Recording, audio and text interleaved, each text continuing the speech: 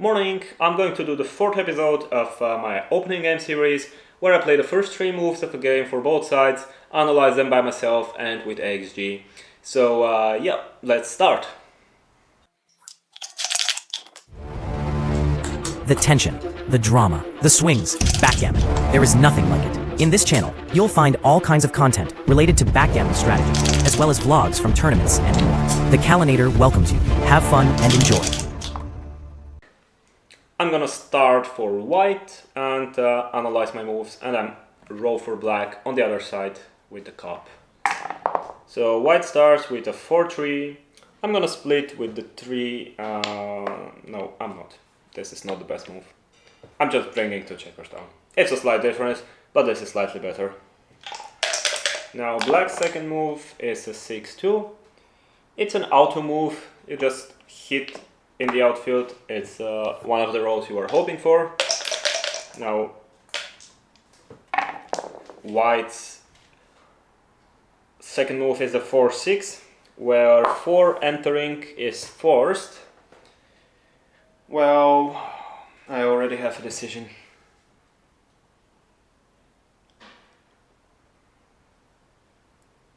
You can either split with the 6. It somewhat duplicates his 1 here, which is going to hit anyway. But it also gives him a lot of double shots, like a 1-2, 1-4, 6-1, 6-4, 6-2, 6-3, and probably there are some more. So usually you don't like exposing yourself to a position where you're going to get hit twice very often. So in this case, I believe that you just have to bring the 6 in. You're slotting a nice point, and it's just a single shot instead of a double shot, and there are not many double hits, only the 3-2 and 3-4. So that's my move, and let's see black's second move, double 1. You're probably thinking about hitting my checker on the 4-point, but it's not a good idea. Basically, if you hit, you can't make a homeboard point, and making a homeboard point is super valuable, especially if it's the 5-point. Well, you make the 5-point and then what? Actually, the 5-point is nice, but the 4-point is also nice, and if you put a checker on the bar in the process, then it is preferred. So just go all the way by hitting white's checker on the 4-point, and that's the move for black. And now white's third move, 2-6, 2 is forced entering, and well, the 6 isn't the nicest. Well, if you bring down, you're stripping the midpoint, so that's not good. You're just left with 2 checkers on the midpoint. On the other hand, if you split the back checkers, you give 6 and 1 to hit, together with the 3 which always hits, instead of just the 6. But also, if you are missed on his bar point, you are in a good position to make it. So this is the move. Now black is very close to a double. It's probably a double for black. I'm sure it's close, but yeah, I'm saying it's a double and it's a take. And now black's third move, and the last one for game number 1, is a 3-6. Well, that's a double shot.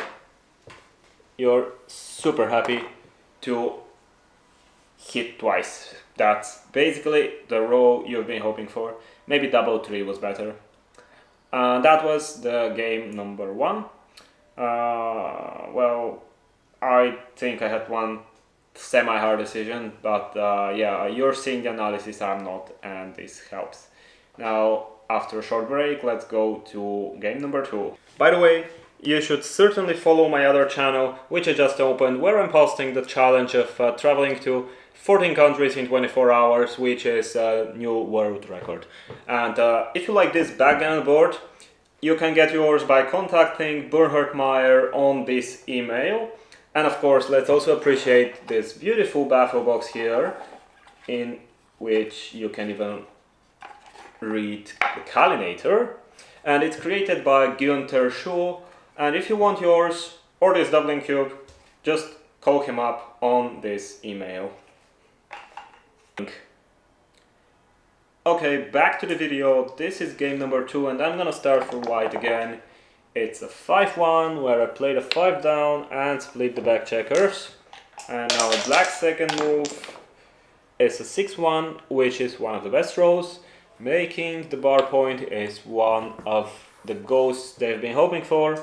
Now white's second move of the game, this doesn't count because it's on the checker. A double 3.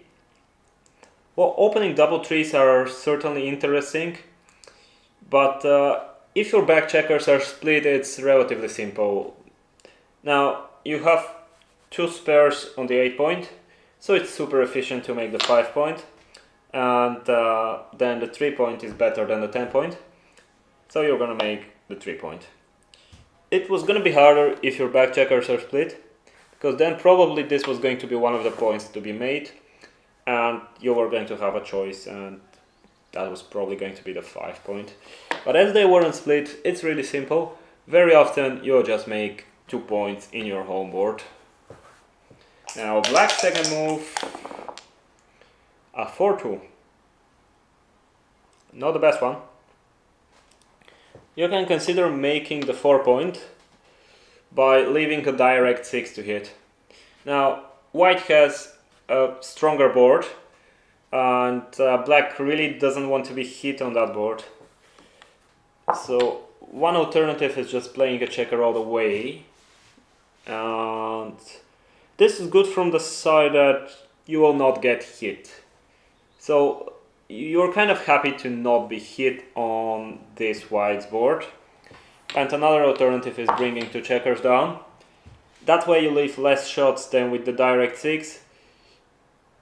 It's 1, 6, 2, 5, 3, 4, 3, 6, and 4, 6, so that's 10 shots compared to like 15 in the other case. So you save a few shots, but your position is not improving. So this is certainly not the move, I believe, and it is between just the full 6 and the 4-2 in here. And I'm actually not sure.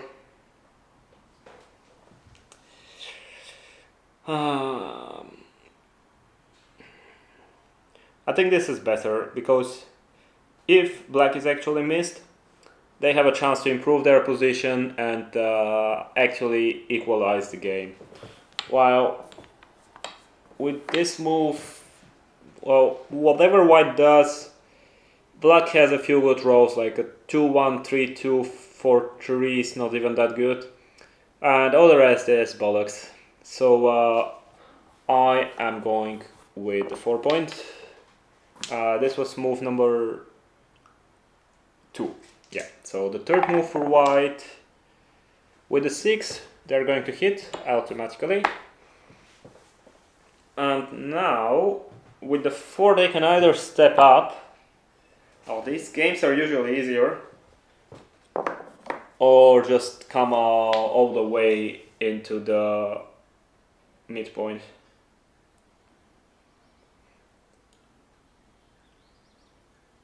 I'm not sure again, but considering I'm running close to getting to a cube, I think I slightly prefer this one, because it decreases the volatility of the position. Compared to this, now he has many hits, and I don't want that. I want a less volatile position where I'll be able to cube him out efficiently soon, most likely on the next row. So I'm sticking with this 6-4. Let's see his third move. That's a 4-1.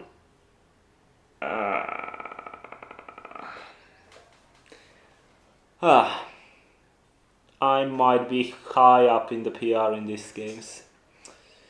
Well, one option is coming with the 4 and split with the 1. But that's not super good, because white can attack with a 2, a 4, a 5 even, although not that efficient.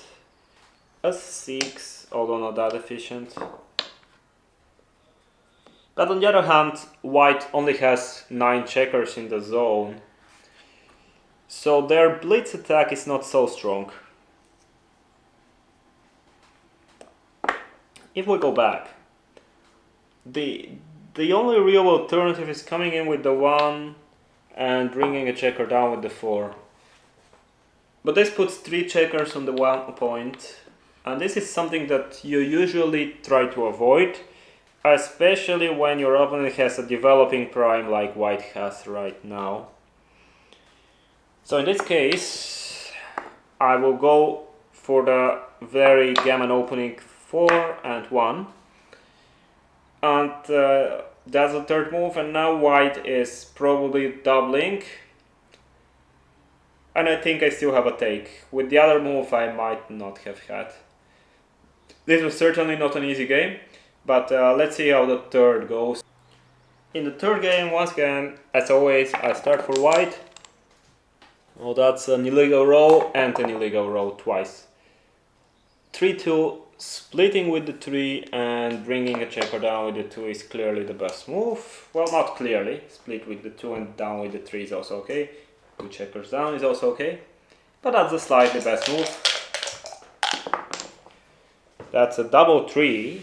As we said, opening double 3s are really interesting. Now you don't make 2 homeboard points. Now you actually make 0. So that's the normal move in an opening reply double 3. If your opponent has not moved anything to your 5 or 3 points, and it is a normal score, so like money game or 0-0 to 59, then you make the 21 point and you make the 10 point.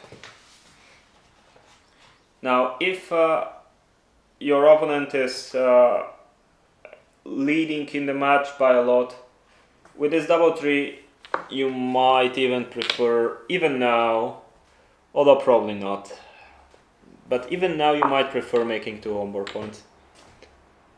But certainly not at a normal score like the money game. So this is my move for double 3. And going on with the second move for white, 6-5. Well, this checker could only reach up to here, which is a direct shot. So there's no sense in doing that. I'm just going to run the back checker all the way, and that way one checker is safe. The other can be attacked, but it's okay, there's nothing better you can do. Now black's second move, 5-1. Well, they're leaving a shot anyway unless they play 8-2, which is not good. They cannot hit efficiently, so just take the opportunity and make the golden point with the 5-1. That's the move, and white's third move will be 4-2, that's the wrong 6. But it still makes a nice point, the 9 point. So that's okay, this blocking point blocks your opponent's 5s coming in, forms a bit of a prime, so this is good. And for black's last move, 6-3. Now they can hit, but if they hit, they should play the 3 down. That's not super good. Leaving shots, it's not super worth it. So instead, they can just make the 6 and 3 and make the bar point in the process. It's a nice point. That was dropping the dice cup. It's okay. It's a nice point to have, the bar point. And if white does not roll a 6 or 5 to escape, then black can attack more efficiently next row. So I'm sticking with this move. And let's see my PR. Please don't tell me. Well, it doesn't feel good at the moment, but the analysis will show better than my feeling. Well, that's it for today. I hope you learned something. That's why I'm making these videos.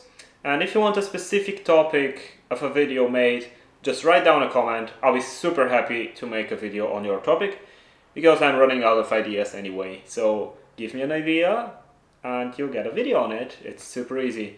Thanks for watching. I'm the Kalinator and I'll see you next time.